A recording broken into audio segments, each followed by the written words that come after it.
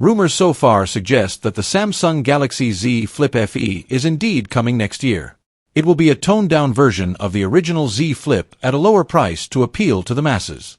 Details have been pretty scarce as of late, but an industry insider has recently posted on X, revealing the chipsets powering up the Galaxy Z Flip FE and the Z Flip 7.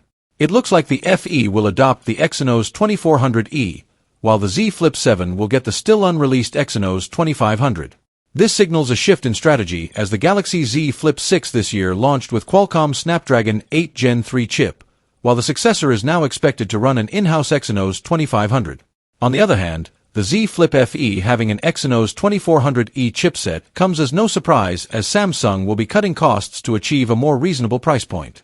Still, the Exynos 2400E is a pretty powerful SoC to begin with and doesn't seem to be lagging behind the full-fledged Exynos 2400 in common everyday tasks. We've seen it perform well in the Galaxy S24 FE this year, so Samsung opting for it might be a good idea. Back to the Galaxy Z Flip 7, the news about using an Exynos 2500 might not be too far-fetched. A recent report came out suggesting the Galaxy S25 lineup will all be powered by the Snapdragon 8 Elite, which in turn means Samsung is reserving its flagship SoC for the foldables. Especially if those rumors about Exynos 2500 yield issues are true.